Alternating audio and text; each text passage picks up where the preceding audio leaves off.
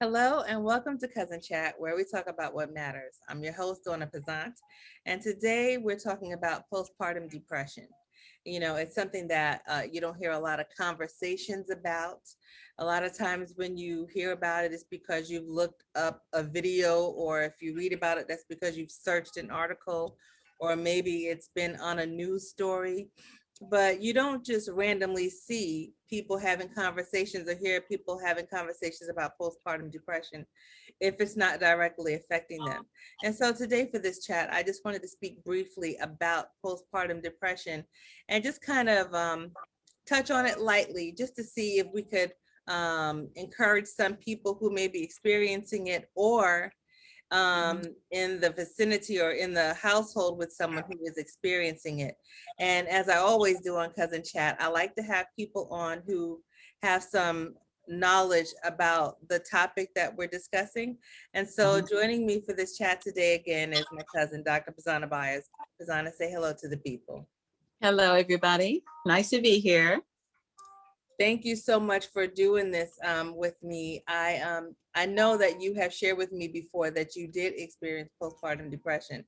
And so I just wanted to start by asking, how did you know that it was postpartum depression that you were experiencing? And, or I guess I would say, how long did it take you to figure it out? Well, I found out that I was suffering from postpartum when I took my baby to the 6-week checkup. Okay. And my doctor was saying, oh, you have such a beautiful baby, this and that. And I wasn't responding. And he said it again. And I said, yeah, okay, well, thank you. And so he says, why do you feel, he said, do you hate your baby, or do you, however he termed it was, I immediately denied it. I'm like, no, I don't hate my baby. That's my baby. I don't hate my baby. So he said, he just started asking questions in terms of how do I feel about, do I feel bonded? Do I feel different toward this baby than the others? I said, well, I do feel different, differently. And so he said that he wanted me to be a part of a program. I think, First Steps, that's what it was. And of course, this was like 36, 37 years ago. So, but so I called them and they came to my house, and it was two ladies, and they watched me interact with my baby. And so I really honestly thought that I did not even love my child, because I felt like I could not bond.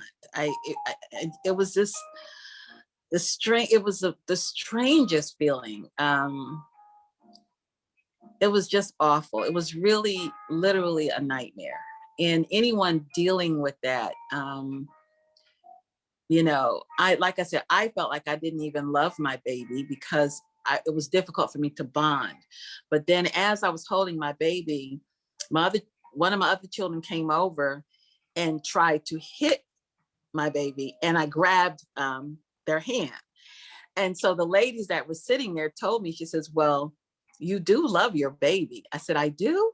She said, yes, you do. She says, but it's that because you're not feeling like you're bonding, it's difficult for you to understand that you love your child. So it was very, very difficult. They came over.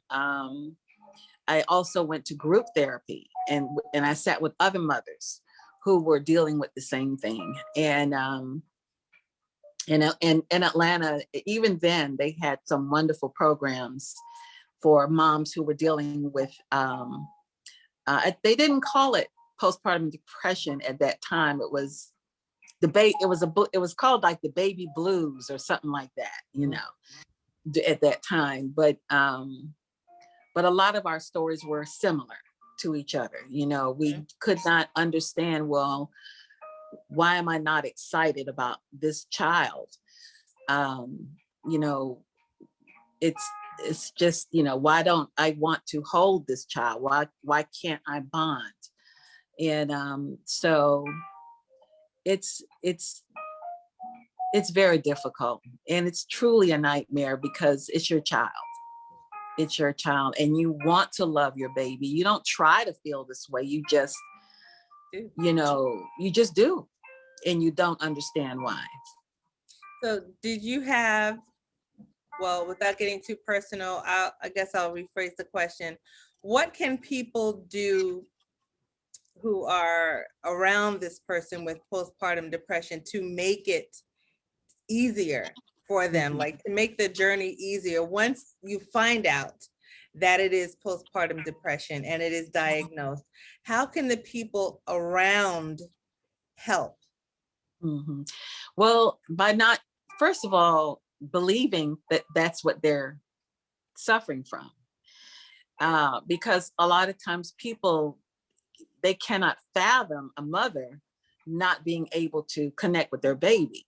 So it's difficult for people around you to believe you. Mhm. Um, and then to not shame you, because me, I got a lot of, well, how could she feel that way about her child? How could you, what kind of mother are you, kind of thing. And people will shame you. And that puts pain on top of pain, because not only are you confused about why you are feeling this way, but now you have people who you love and whose support you need, who shame you. And it's like, you know what I'm saying, putting a nail in a sore wound already. It's just very, very painful. And this is why there are a lot of mothers who suffer from postpartum depression, why they don't say anything, Mhm. because they're embarrassed, and they know people aren't going to understand what I'm feeling this way about my child. I'm angry with my child, and my child is only 1 month old. Um, so me, I was thinking, okay, there are a lot of different reasons why I could be feeling this way. I could be, at the age of 16, I was raped. So I thought maybe this is an outcome of that, you know. Um, so it's, your mind just goes all over the place trying to find answers. So Why do I feel this way? it sounds like you were trying to rationalize these feelings, Right, but exactly. You can't. no. You cannot. I have known of mothers who have suffered from postpartum depression, who would go lock lock themselves in another room. Okay, they would lock themselves because they were afraid of what they would do to their child. Mhm. And when someone says that this is how they are feeling, they cannot bond, they cannot connect, I would tell everyone around them, listen to them, pay attention. Um, if you notice a woman who's just had a baby, she doesn't want to hold the baby. She doesn't want it. She doesn't change the baby. The baby isn't precious to her, and you notice that there's a disconnect. Then pay attention to that, because that's just what's going on the outside. But there's a lot of turmoil going on within her. And I would suggest get her some help. Tell her to, find counselors, group therapy, people that can help her get through that. You can get through it because the child does get older. And it took me, a good 2 to 3 years before I could actually bond with my baby. And and so yeah, it takes time. It just sounds like it's a really hard journey. And you Yeah. touched on the getting help part. And so that leads me actually into my you kind of already answered, but I was going to ask you, not how do you, but for a woman who is who is experiencing postpartum depression, but doesn't really know it, like they don't understand it. They just know that they're acting a certain way, and they tell themselves, no, I can't have postpartum depression. No, I love, but I feel this way. I personally would suggest, go see if it's postpartum depression. Like, what would you, because I'm not a mother, but what would you say to a mother who is feeling the way that you were feeling, but is kind of in denial about it possibly being postpartum depression? What advice or what suggestions do you have for this? I had a mother once who knew that her baby was, I think the baby was 2-3 months old, something like that.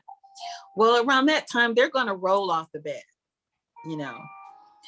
And so she told me, and I went to visit her. Now I was in social work mode now. Okay.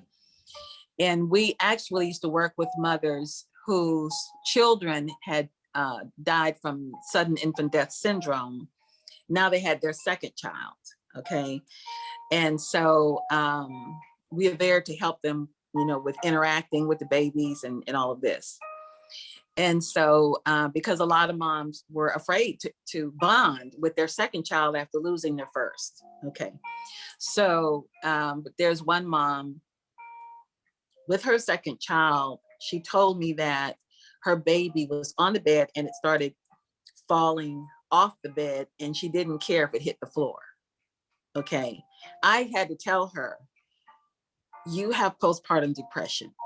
You are not connecting. You are not bonding with your baby. And she said, oh no, I'm not depressed.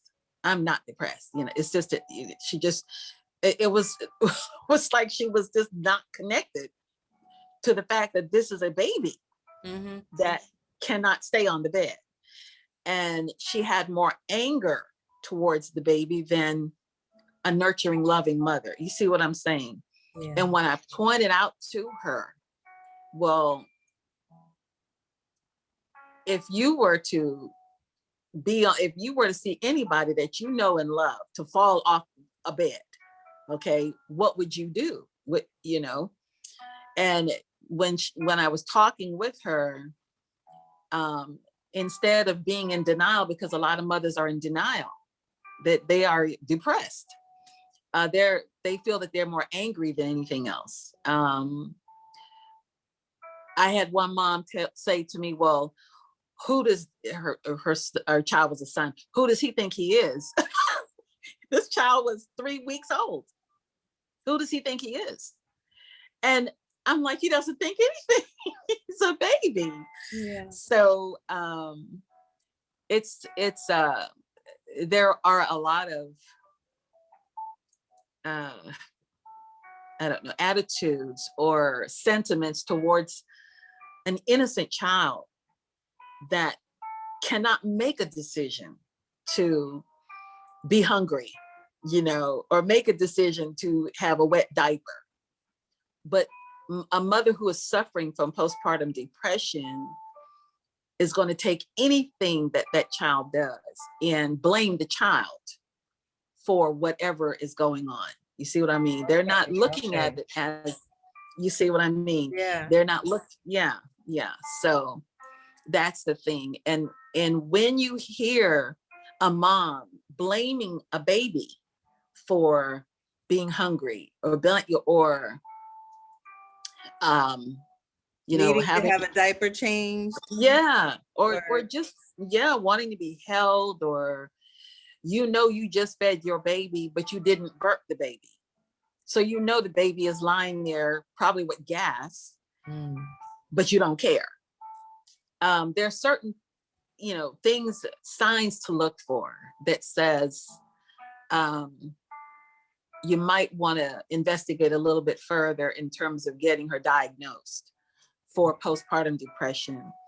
And then, going to get really, truly getting whatever help you can, because if not, and I've heard of fatal, moms who have killed their children, drowned their children, just, beat them to death with rock, big bold, rocks. I mean, I've heard horror stories of women who have suffered from postpartum depression because they're looking at their children as evil spirits. I mean, it's truly a very dangerous thing to ignore. And it's And very certainly, sad. mhm, It's very sad. And I'm so sorry you had to experience that. But, I often say a lot of the things that we go through, you know, we experience them so that we could be a blessing to somebody else. And unfortunately, that was your experience. However, tonight you have helped somebody, I because hope if so. it's not somebody who is in the process of getting through postpartum depression, it could be someone who knows someone who Right. may have been ignoring symptoms, but now will probably take a second look and maybe think about having a conversation. Like, I've noticed a couple of things, because you really, I think you have to have that conversation with kid gloves, because this person did just give birth, probably recently or however Mhm. long it's been.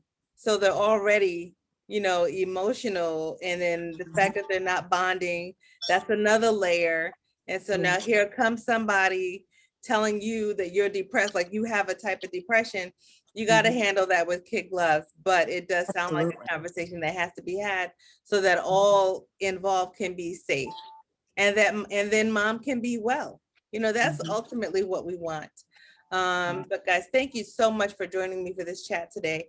And I always say, you can follow us on Facebook, Instagram, and Twitter. And you could hear the websites. I'm sorry, you can hear the conversations on cousinchat.com. That's CUZNCHAT.com. But more importantly, this video will be posted on YouTube. It's on our YouTube channel, but please share it. You can share these conversations that we have on Cousin Chat. And if you think that it can bless someone, even if you have to send it as a subliminal message, like, oh, I saw these people talking and they were, you might find it interesting. Like, if it's somebody you feel like you can't just come out and say something to, just share it. Just share it. Like, you know what, take a listen to some of the things that they're saying. You might find it interesting. I don't know. We just want to help people because our babies are important, our mothers are important, and their families are important, and everybody can have a hand in helping this process. So just watch our new mothers. I didn't say that was going to be my takeaway, but that's my takeaway for today. Pisana, do you have anything else to add before we go? Yes, you could be saving a life. You could be saving a child's life. You could be saving the mother's life. Um, when a mother is suffering from postpartum depression, she's dealing with a lot of anger and resentment. So if you notice that when the baby cries, and like we said earlier, if she has an attitude like, or I don't want you go get the baby, or I don't feel like holding the baby right now, or that baby's always crying, something that is a consistent pattern. Okay. And at some point you're going to say, wait a minute now, you didn't want to hold the baby yesterday and the baby's crying now and you haven't fed the baby, and but you're complaining that the baby's hungry. You start noticing everything. Pay attention. I just say my takeaway: pay attention, and don't blame the mother for what she's feeling, but find out why she's feeling what she's feeling, because it doesn't get better without help. It does not get better without help. Pay attention. So we want to make sure these moms get the help that they need. So I'm your host, Donna Pazant. This is my special guest, Dr. Pazana Byers. And until we come back to our next Cousin Chat, be blessed, everyone. Just think about all of that. All right. Bye-bye. Bye.